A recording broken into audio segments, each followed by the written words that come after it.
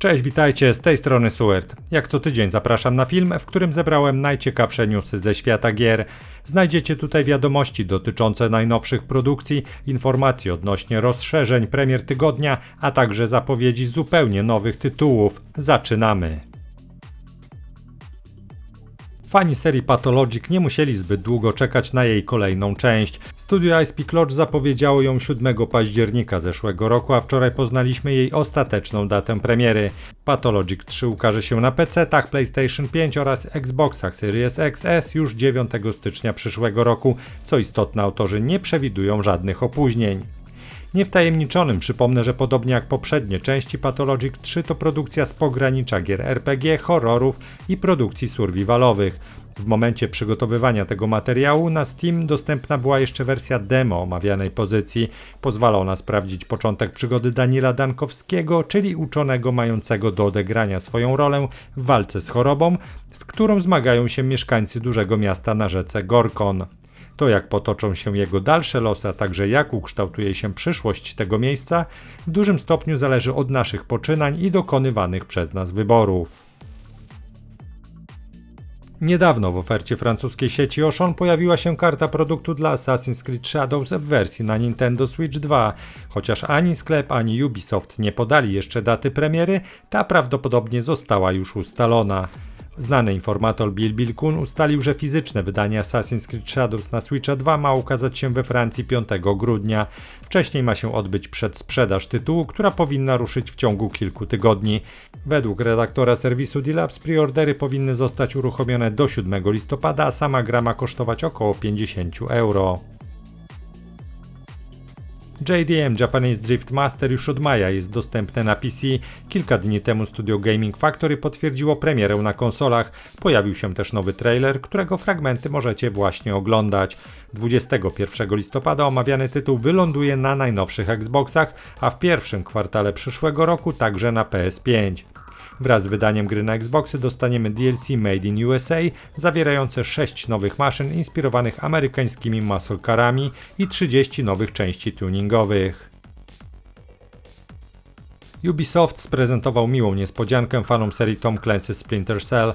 Druga odsłona kultowego cyklu zatytułowana Pandora Tomorrow trafiła bowiem do cyfrowej dystrybucji na PC-tach. Jej debiut przypadł na dzień 14 października. Warto podkreślić, że cyfrowe wydanie nie zostało w żaden sposób odświeżone. Możemy jednak zakładać, że skoro wydawca w końcu zdecydował się grę udostępnić, to znaczy, że nie powinniśmy napotkać w niej poważnych błędów, które do tej pory utrudniały rozgrywkę na współczesnych komputerach. Gra Lords of Ravage, za którą odpowiada zespół Synthetic Domain, zadebiutowała na rynku 15 października. Tytuł pojawił się wyłącznie na PC-tach, a premierę wersji konsolowych przewidziano dopiero w 2027 roku. Lords of Ravage to projekt z pogranicza RPGów i strategii turowych. W grze wcielamy się w jednego z tytułowych władców spustoszenia, który chcąc odzyskać dawny splendor poszukuje potężnego artefaktu, po drodze rozprawiając się oczywiście z każdym, kto próbuje pokrzyżować mu plany. Chcąc zbudować własne imperium, musimy zawierać sojusze, rekrutować coraz silniejsze jednostki, kolekcjonować potężne artefakty, najeżdżać miasta, a przede wszystkim pokazywać bohaterom, gdzie ich miejsce. Gra cieszy się raczej skromnym zainteresowaniem na platformie Steam, opinie graczy są w większości pozytywne. 16 października w ramach wczesnego dostępu na PC zadebiutowała produkcja Fellowship. Twórcy określają ją jako nowy gatunek gry MODA, Multiplayer Online Dungeon Adventure, łączący w sobie cechy RPG, MOBA i Action RPG z naciskiem na rozgrywkę w lochach. Gra skupia się na współpracy maksymalnie 4 graczy w trybie kooperacji, rywalizacji na tablicach wyników oraz systemie świętej trójcy, gdzie wcielamy się w tanka, healera i damage dealera. W miarę postępów rozwijamy postaci, zdobywamy coraz lepsze wyposażenie, a poziom trudności lochów dostosowuje się do herosów biorących udział w danej przeprawie. Poza tym gra pozwala nam wybrać, z jakim typem lochu chcemy się zmierzyć. Możemy zarówno udawać się na krótkie wyprawy, trwające raptem kwadrans, jak i brać udział w dłuższych rozgrywkach rankingowych. Fellowship cieszy się całkiem sporym zainteresowaniem. Dzień po premierze w grze przebywało ponad 30 000 osób jednocześnie na platformie Steam. Tytuł zbiera też w większości pozytywne opinie. Kolejna gra, jaka pojawiła się w ramach wczesnego dostępu, to Sunken Engine. Tytuł zadebiutował wyłącznie na PC w promocyjnej cenie niecałych 30 zł. Z miejsca zebrał też w większości pozytywne opinie na platformie Steam. Mamy tutaj do czynienia z grą symulacyjną o naprawie statków z klimatem lovecraftowskim, w której gracz dziedziczy starą stocznię po swoim ojcu i musi ją utrzymać przy życiu. W grze trzeba nie tylko reperować statki i zadowalać klientów, ale także odkrywać mroczne tajemnice związane z przybywającymi jednostkami i wydarzeniami na wyspie. Rozgrywka obejmuje więc naprawianie statków, zarządzanie stocznią i rozwiązywanie zagadek osadzonych w niepokojącej atmosferze. 16 października na konsoli Nintendo Switch zadebiutowała gra Pokémon Legends ZA. Bazując na opublikowanych recenzjach, fani wojowniczych stworków mogą oczekiwać solidnej produkcji z atrakcyjnym systemem walki. W agregatorze Metacritic średnia ocena recenzentów wynosi 79 punktów na 100. Entuzjastycznie nastawieni publicyści twierdzą, że omawiana produkcja jest grą, która rozumie swoich odbiorców i powinna spodobać się wielbicielom starszych odsłon. Do plusów zaliczono m.in. szybkie tempo rozgrywki, dobrą wydajność czy system walki. Nie zabrakło też zwrócenia uwagi na mniej udane aspekty produkcji. Według innych recenzentów eksploracja jest ograniczona, a sam świat mały i skondensowany w jednej lokacji. Grę nazwano też żenująco słabą technologicznie, ale zarazem jedną z najlepszych gier 3D mającą sporo inwencji i ambicji. 16 października to także debiut Escape from Tarkov. Tytuł ten pojawił się wyłącznie na PC-tach. To solowa strzelanka ekstrakcyjna w rzucie izometrycznym, a zarazem parodia Escape from Tarkov. W grze trafiamy do barwnego świata, w którym uzbrojone ptaki walczą ze sobą o materialne zdobycze.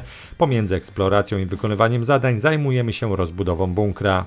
W agregatorze Metacritic gra zebrała 74 punkty na 100. Zdecydowanie lepiej ową pozycję oceniają gracze na Steam, gdzie opinie są bardzo pozytywne. Gra cieszy się także sporą popularnością. Dzienny pik w okolicach premiery to około 75 000 osób grających jednocześnie na Steamie. Z dużym prawdopodobieństwem przez weekend wynik ten zostanie pobity. 17 października zadebiutowała gra Keeper. Tytuł pojawił się na PC-tach oraz najnowszych Xboxach, trafiając jednocześnie do abonamentu Game Pass. Rozgrywka w Keeper skupia się na spokojnej eksploracji i rozwiązywaniu zagadek środowiskowych, które wiążą się z koniecznością współpracy obojga bohaterów, latarni morskiej i ptaka. Śledząc opowieść przekazywaną bez użycia słów, zobaczymy, jak pomiędzy latarnią i jej skrzydlatym towarzyszem stopniowo rodzi się przyjaźń. Na Steamie omawiany tytuł cieszy się skromnym zainteresowaniem, ale w dzień premiery zbierał wyłącznie pozytywne opinie od graczy. 13 października do gry Black Myth Wukong trafił nowy patch wprowadzający przede wszystkim poprawki optymalizacji. Co ważne, posiadacze wersji na PlayStation 5 mogą rozważyć usunięcie tytułu i zainstalowanie go od nowa w zaktualizowanej wersji, ponieważ patch wymaga zarezerwowania ponad 90 GB wolnej przestrzeni na dysku. W przypadku PC-ów wymóg ten będzie mniejszy, a o wersji na Xbox Series XS nie wspomniano wcale. Przechodząc do zmian i nowości zawartych w patchu, to zaktualizowana wersja gry na konsolach powinna zaoferować krótsze czasy ładowania, ładniejsze tekstury oraz lepszą jakość efektu motion blur. Ponadto tryb wydajności na PS5 będzie działał w wyższej rozdzielczości, za co jednak zapłacimy jakością oświetlenia. Gracze, którzy wolą zachować jego starszy wariant, otrzymali taką możliwość. 13 października pojawiła się chyba największa do tej pory aktualizacja do gry Heroes of Hammerwatch 2. Wprowadza ona przede wszystkim nowe, krótkie misje przeznaczone do trybu kooperacji. Dzięki nim możemy wziąć udział w rajdach w takich lokacjach jak jaskinie pająków, twierdze bandytów czy upiorne krypty.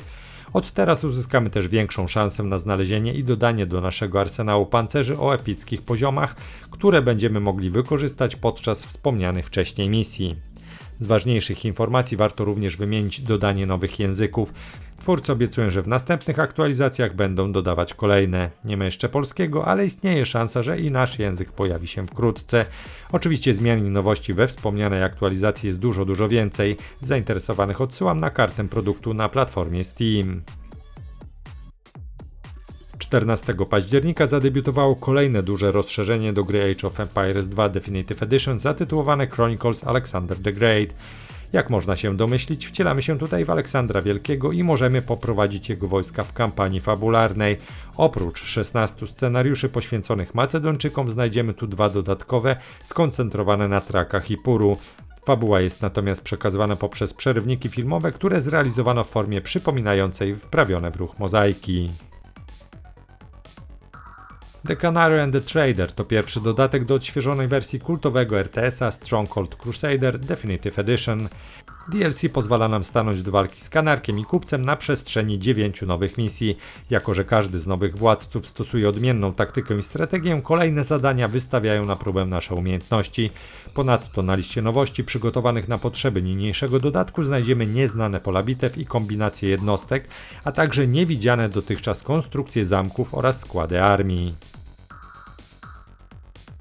Techland znany jest z długofalowego wspierania swoich gier i Dying Light The Beast nie będzie w tej kwestii wyjątkiem.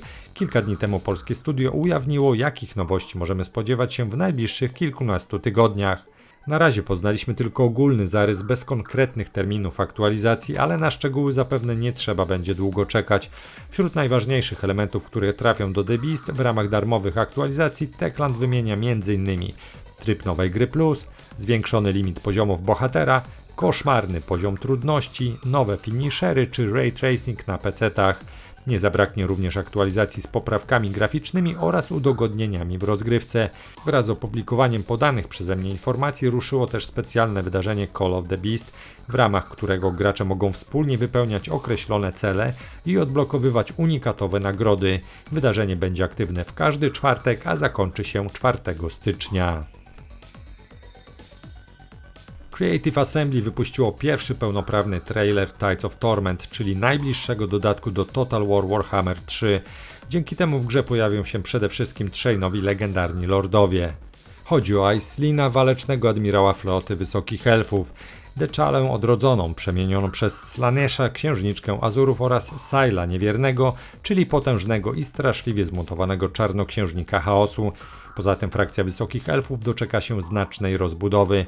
Oprócz wspomnianego lorda wzbogacono ją o niedostępne wcześniej jednostki jak Skycutter, będący latającym rydwanem zaprzęgniętym do orłów, oceanidy czy magowie mgły. Omawiane DLC zostanie oddane w nasze ręce jednak dopiero 4 grudnia. Chińska ofensywa w branży gier trwa w najlepsze. Duża w tym zasługa Tencenta, który nie przestaje inwestować w kolejne studia, ale też zapowiada kolejne niecodzienne projekty. Najnowszy z nich to Rules of Engagement, The Grey State, mający łączyć iście lovecraftowski horror z extraction shooterem. Całość osadzono w świecie zwanym Horrorverse, w którym rozpleniły się najbardziej niewyobrażalne plugastwa. Żeby było ciekawiej, za całym tym chaosem ma stać korporacja The Grey State, skrywająca mroczny sekret. W grze wcielimy się w elitarnego żołnierza tejże firmy, co pociągnie za sobą dbanie o jej interesy i wydobywanie z niebezpiecznego wymiaru cennych artefaktów. Horrorverse ma sięgać po inspiracje do znanych filmów czy książek, a nawet internetowych creepypast.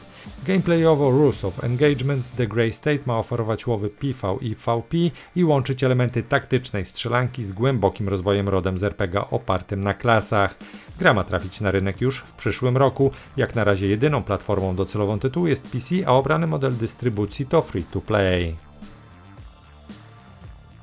Kilka dni temu twórca odpowiedzialny za Legacy of Valor wypuścił trailer, który informuje o rozpoczęciu zbiórki na Kickstarterze. Mówimy tutaj o produkcji, w której akcja rozgrywa się w średniowieczu, bez motywów fantasy i w realistycznym ujęciu. W tytule zajmiemy się budowaniem własnego zamku, a przy okazji prowadzeniem wielkich batalii. Tytuł zapewni przy tym fabułę o wielkim rozmachu. Autor Legacy of Valor zapowiada realistyczny system walki w czasie rzeczywistym, a przy tym głęboką mechanikę handlowo-ekonomiczno-strategiczną. Punktem centralnym gameplayu jest rozbudowa zamku i przylegającego do niego miasteczka, z którego będziemy prowadzić dalsze podboje. Podczas trwającego Steam Next Fest mogliśmy przetestować wiele wersji demonstracyjnych wyczekiwanych przez nas produkcji. Jedną z najpopularniejszych jest Everwind od polskiego Enjoy Studio. Gra zabiera nas w podróż do fantastycznego, otwartego świata generowanego proceduralnie, złożonego z wysp unoszących się w powietrzu. Podczas rozgrywki będziemy eksplorować kolejne skrawki lądu, walcząc z napotkanymi po drodze przeciwnikami, a także gromadząc surowce służące do systemu craftingu. Naszą bazę wypadową, a zarazem środek lokomocji umożliwiający przemieszczanie się od wyspy do wyspy będzie stanowić statek powietrzny, który z czasem własnoręcznie rozbudujemy. Wszystko to będziemy robić w pojedynkę albo w trybie współpracy przez internet. Everwind nie ma jeszcze ustalonej daty premiery, wiemy jednak, że gra pojawi się najpierw we wczesnym dostępie, gdzie spędzi co najmniej rok. Studio Quantic Dream zapowiedziało swoją kolejną produkcję, która jest zupełnie inną grą niż dotychczasowe projekty francuskiego zespołu. Sam będąc fanem takich gier jak Heavy Rain, Beyond Two Souls czy Detroit Become Human, nie spodziewałem się, że twórcy tych interaktywnych filmów przygotowują szybką i kolorową grę wieloosobową free-to-play. Spellcasters Chronicles to sieciowa strategia, w której gracze będą toczyli bitwy w drużynach składających się z 3 osób. W produkcji wcielamy się w czarowników, szamanów i magów, którzy po odejściu bogów zyskali zdolność do kształtowania losów świata fantasy. Posiadają oni potężne moce, dzięki którym mogą wzmacniać swoich sojuszników, oddziaływać na środowisko, a nawet wzbijać się w powietrze i kierować armią z góry. Gra będzie mocno nastawiona na wydawanie rozkazów pomniejszym jednostkom zdolnym odmieniać losy bitwy. Wybrani bohaterowie mogą kontrolować szkielety, ogry lub smoki, a także olbrzymie tytany. Twórcy poinformowali, że w Spellcaster Chronicles dostępne będą 3 podstawowe klasy postaci: tank, support i healer. Spellcaster Chronicles ma być początkiem nowego rozdziału dla Quantic Dream, które w międzyczasie opracowuje też swój drugi projekt. Zespół zapewnił, że nadal zajmuje się produkcją Star Wars Eclipse, a nowe szczegóły na jego temat ma zdradzić w przyszłości. I to tyle na dziś. Pozostaje jeszcze zaprosić na kanał, na którym znajdziecie mnóstwo informacji ze świata gier. Zachęcam do subskrypcji, dzięki czemu zawsze będziecie na bieżąco. A teraz żegnam się z wami gorąco. Do zobaczenia, do usłyszenia, cześć!